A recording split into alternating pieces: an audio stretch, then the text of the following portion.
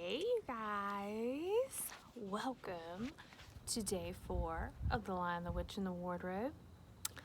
As you can see, I am outside. I have on my hat, got on my sweatshirt, got my blanket, trying to embrace the setting of our story. So when we left off, Edward had followed Lucy into the land of Narnia, and he found himself in the cold snow, face to face with the Queen of Narnia, who was questioning him about who he is and what he was doing there.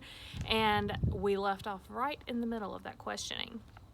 So we're going to pick up today. We're going to jump right in to chapter 4. If you've got your book, you can open it up to chapter 4 and follow along. And if not, just listen to the story and use your imagination. Here we go. "But what are you?" said the Queen again. "Are you a great overgrown dwarf that has cut off its beard?" "No, your Majesty," said Edmund. "I never had a beard. I'm a boy." "A boy," said she. "Do you mean you are a son of Adam?" Edmund stood still, saying nothing. He was too confused by this time to understand what the question meant. "I see you're an idiot, whatever else you may be," said the Queen. "Answer me once and for all, or I shall lose my patience. Are you human?" "Yes, your Majesty," said Edmund. "And how, pray, did you come to enter my dominions?" "Please, your Majesty, I came in through the wardrobe." "A wardrobe? What do you mean?" I opened a door and just found myself here, your Majesty," said Edmund. "Ha!" said the Queen, speaking more to herself than to him. "A door. A door from the world of men. I have heard of such things. This may wreck all, but he is only one, and he is easily dealt with." As she spoke these words, she rose from her seat and looked Edmund full in the face, her eyes flaming. At the same moment, she raised her wand. Edmund felt sure that she was going to do something dreadful, but he seemed unable to move. Then, just as he gave himself up for lost, she appeared to change her mind. "My poor child," she said in quite a different voice. "How cold you look. Come and sit with me here on the sledge, and I will put my mantle round you and we will talk." Edmund did not like this arrangement at all, but he dare not disobey.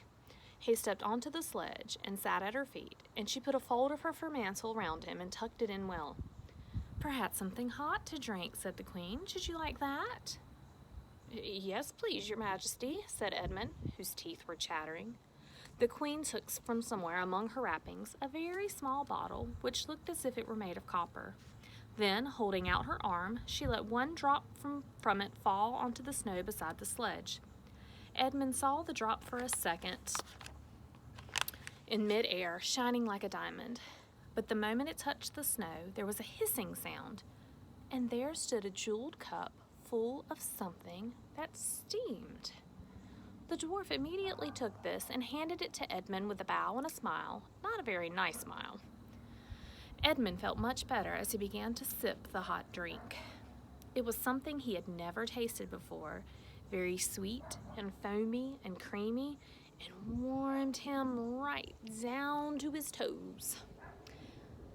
"It is dull, son of Adam, to drink without eating," said the Queen presently. "What would you like best to eat?" "Turkish delight, please, your Majesty," said Edmund. The Queen let another drop fall from her bottle onto the snow, and instantly there appeared a round box tied with green silk ribbon, which, when opened, turned out to contain several pounds of the best Turkish delight. Each piece was sweet and light to the very center, and Edmund had never tasted anything more delicious. He was quite warm now and very comfortable. While he was eating, the Queen kept asking him questions.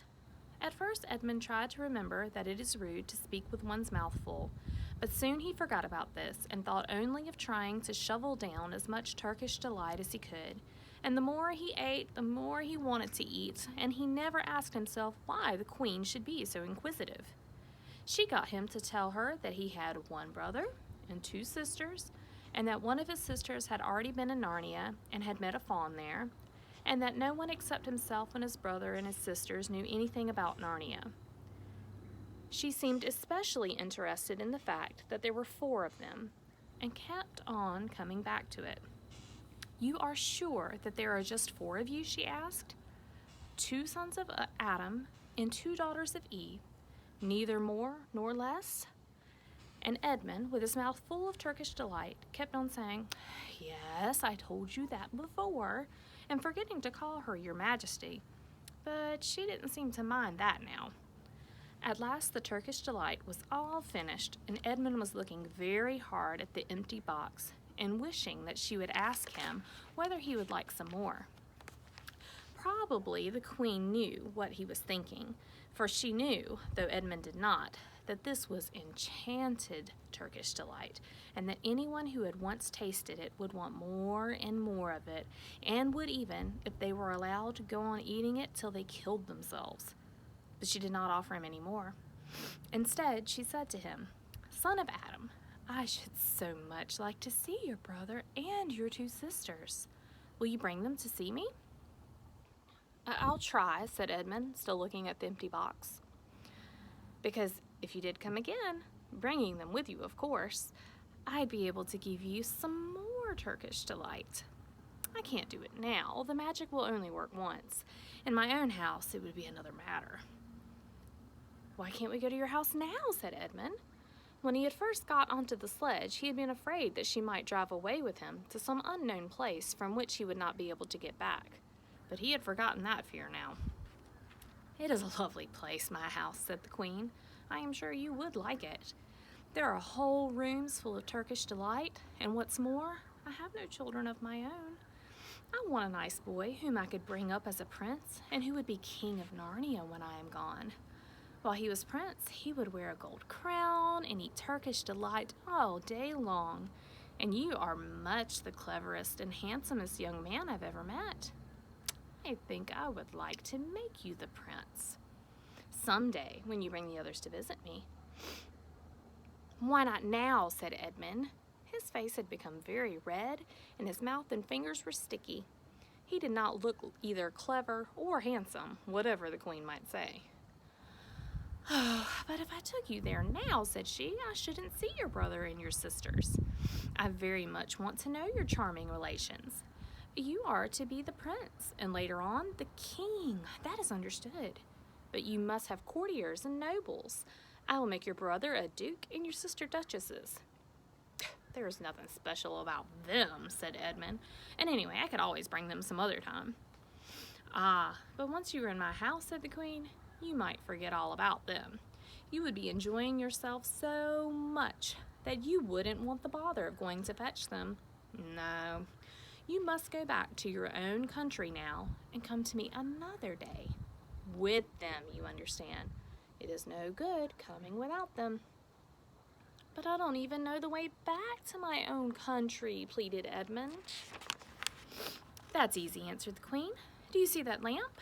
She pointed with her wand, and Edmund turned and saw the same lamppost under which Lucy had met the faun. "Straight on, beyond that, is the way to the world of men. And now look the other way."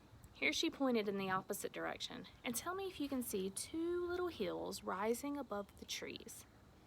"I think I can," said Edmund. "Well, my house is between those 2 hills.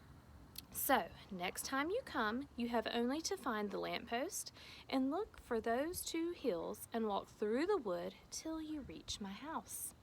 But remember, you must bring the others with you. I might have to be very angry with you if you came alone." "I'll do my best," said Edmund. "And, by the way," said the queen, "you needn't tell them about me. It would be fun to keep it a secret between us 2, wouldn't it? Make it a surprise for them. Just bring them along to the 2 hills. A clever boy like you will easily think of some excuse for doing that. And when you come to my house, you could just say, 'Let's see who lives here,' or something like that. I am sure that would be best. If your sister has met one of the fawns, she may have heard strange stories about me. Nasty stories that might make her afraid to come to me. Fawns will say anything, you know. And now, please, please, said Edmund suddenly, please, couldn't I have just one piece of Turkish delight to eat on the way home? No, no, said the Queen with a laugh. You must wait till next time. While she spoke, she signaled to the dwarf to drive on. But as the sledge swept away out of sight, the Queen waved to Edmund, calling out, next time, don't forget, come soon. Edmund was still staring after the sledge when he heard someone calling his own name, and looking round, he saw Lucy coming toward him from another part of the wood. Oh, Edmund, she cried, so you've got in too. Isn't it wonderful? And now... All right, said Edmund. I see you were right. It is a magic wardrobe after all. I'll say I'm sorry if you like. But where on earth have you been all this time? I've been looking for you everywhere. If I'd known you had got in, I'd have waited for you, said Lucy, who was too happy and excited to notice how snappishly Edmund spoke or how flushed and strange his face was. I've been having lunch with dear Mr. Tumnus the Fawn, and he's very well, and the White Witch has done nothing to him for letting me go, so he thinks she can't have found out, and perhaps everything is going to be all right after all. The White Witch? Said Edmund. Who's she? Oh, she's a perfectly terrible person, said Lucy. She calls herself the Queen of Narnia, though she has no right to be queen at all. And all the fauns and dryads and naiads and dwarfs and animals, at least all the good ones, simply hate her. And she can turn people into stone and do all kinds of horrible things. And she has made a magic so that it is always winter in Narnia, always winter, but it never gets to Christmas. And she drives about on a sledge, drawn by reindeer, with her wand in her hand and a crown on her head. Edmund was already feeling uncomfortable from having eaten too many sweets, and when he heard that the lady he had made friends with was a dangerous witch, he felt even more uncomfortable. But he still wanted to taste that Turkish delight again more than he wanted anything else. Who told you all that stuff about the White Witch? He asked. Mr. Tumnus the Fawn, said Lucy. You can't always believe what a fawn says, said Edmund, trying to sound as if he knew far more about them than Lucy. Who said so? Asked Lucy. Everyone knows it, said Edmund. Ask anybody you like, but it's pretty poor sport standing here in the snow. Let's go home. Yes, let's, said Lucy. Oh, Edmund, I am glad you've got in too. The others will have to believe in Narnia now that both of us have been here. What fun it will be. But Edmund secretly thought it would not be as good fun for him as for her.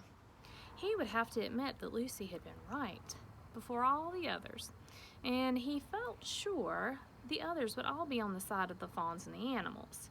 But he was already more than half on the side of the witch. He did not know what he would say or how he would keep a secret once they were all talking about Narnia. By the time they had walked a good way, they suddenly felt coats around them instead of branches, and next moment they were both standing outside the wardroom in the empty room. I say, said Lucy, you do look awful, Edmund. Don't you feel well? I'm all right, said Edmund, but this was not true. He was feeling very sick. Come on then, said Lucy. Let's find the others. What a lot we shall have to tell them, and what wonderful adventures we shall have now that we're all in it together. All right, that is the end of chapter 4. So, in this chapter, Edmund had quite an encounter with the Queen of Narnia, who we now know is the White Witch. Your challenge for today is to draw a portrait of the White Witch. You can choose to draw her meeting Edmund or without Edmund, that's up to you. But I'd love to see your great portraits of what you think she looks like, and make sure you include that setting. Remember, they're in the snow, Again, gathering around the lamppost. It's cold and snowy, a lot of white, all that good stuff that you might find in winter time without Christmas. I'm also going to include today in the comments, I'll include a link to a recipe for some homemade Turkish delight. I don't know what it tastes like myself, but if you guys want to get brave and have your parents help you make that at home, that's totally up to your parents. Obviously, you don't cook anything at home without the help of your parents, but I'll post a link to that in the comments below, so you guys can have a hand at that if you like. Thanks for following along. Hope you guys are having a great day today. Keep praying for each other, keep studying hard, keep a good attitude all this time that you're home. Remember that I love you, all the staff at SCA loves you, but most of all, God loves you more. We'll see you next time. Bye.